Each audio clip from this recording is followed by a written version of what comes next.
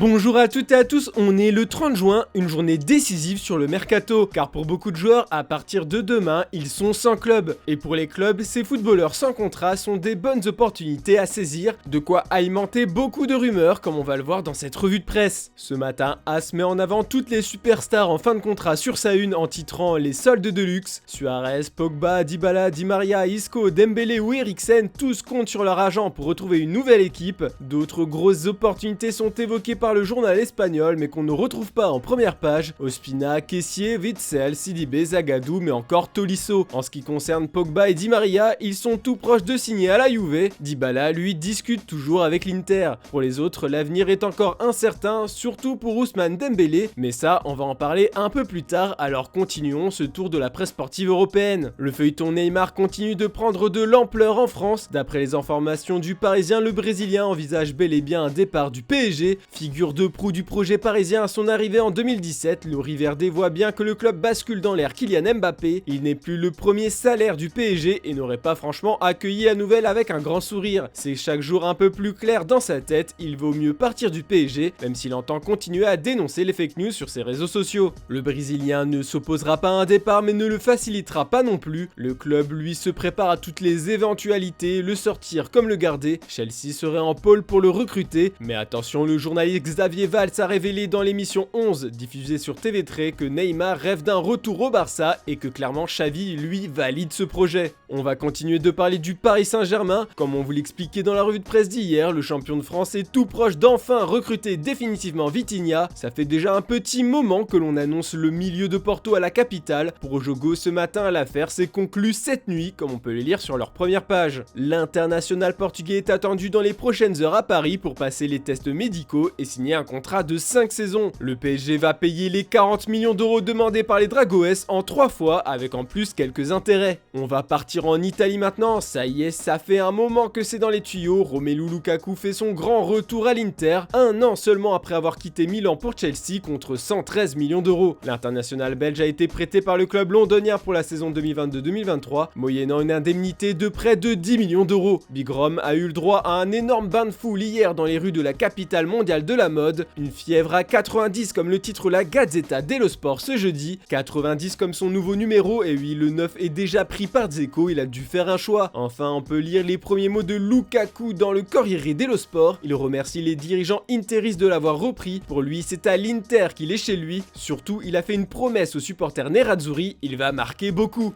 Du côté de Chelsea, on ne regrette pas ce départ. Le chantier principal pour le club londonien ne se trouve pas en attaque mais en défense. Avec le départ d'Antonio Rudiger pour Madrid, il faut retrouver un homme fort à titulariser aux côtés de Thiago Silva. Pour l'instant, la cible prioritaire des Blues est Kalidou Koulibaly. D'après le Daily Mirror, Tourelle est très intéressé par le défenseur de Naples. Il faudrait dépenser pas moins de 40 millions d'euros pour convaincre les partenaires pays de le laisser partir. Comme le rappelle le Daily Star ce matin, le Sénégalais de 31 ans a encore 12 mois de contrat avec Napoli et aucun accord n'a été trouvé pour un nouveau contrat. Si Chelsea arrive à convaincre le club et le joueur, ce serait un véritable coup dur pour le FC Barcelone, qui projette aussi depuis un bon moment maintenant de le recruter. En parlant du Barça, Xavi espère toujours pouvoir compter sur Ousmane Dembélé pour la saison à venir. Comme on veut l'expliquer plus tôt, ce soir à minuit, le français ne sera plus un joueur du FC Barcelone, car son contrat qui le lie au Blaugrana prend fin. Alors, comme le titre Sport ce matin, c'est le jour J pour le convaincre définitivement de rester. Enfin, le club de Joan Laporta ne fera plus d'efforts supplémentaires. Il doit accepter la dernière offre qui lui a été faite, car ils ne peuvent pas lui proposer des émoluments encore plus importants